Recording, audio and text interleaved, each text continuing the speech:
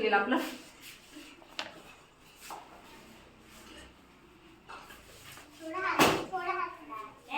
तुम्हाला भोपळ्याची पोएम आवडते का? आपण भोपळ्याची पोएम विथ ऍक्शन सादर करूया. एक होता भोपळा, एक होता भोपळा, त्याला आला खोकला,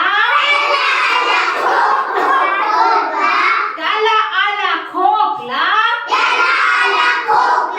खोकून खोकून दमला, फटकन फुटला. एक होता भोपळा,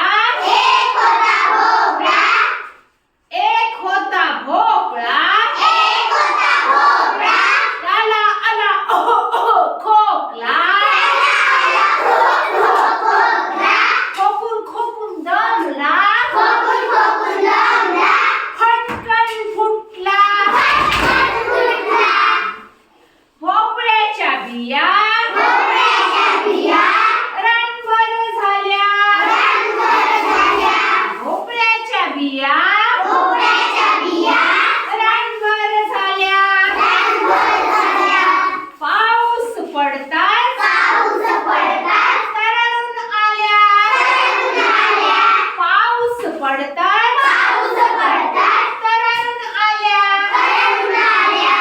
भोपळ्याचे वेल वाढत गेले, भोपळ्याचे वेल वाढत गेले. भोपळ्याच्या वेलांना भोपळे आले, भोपळ्याच्या वेलांना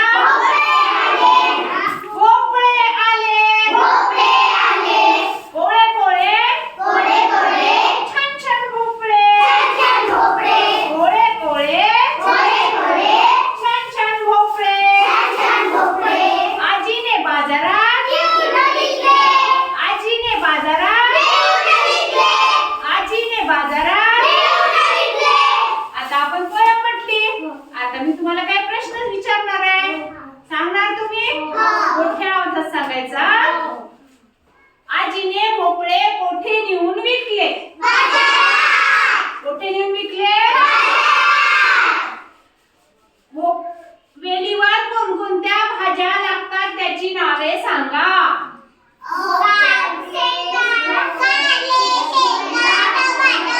टमाटर नसते वेलीवर लागत. कारले,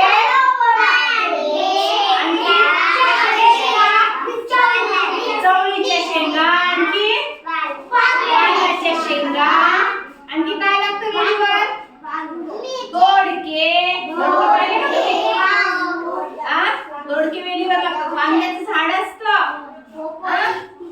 आता परत तुला जर भोपळ्याची भेट झाली तुझी आणि भोपळ्याची, तर तू त्याला काय प्रश्न विचारशील?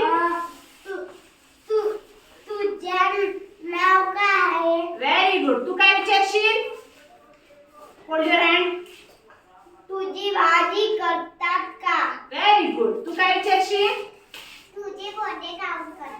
तुझे बोंड काउंट करतात. तू काय विचारशील? तुझं नाव. तुझे नाव काय त्याने विचारलं ना, तू दुसरा प्रश्न विचार ना त्याला. भोपळ्याचे बिया असतात. असं थोडं त्याला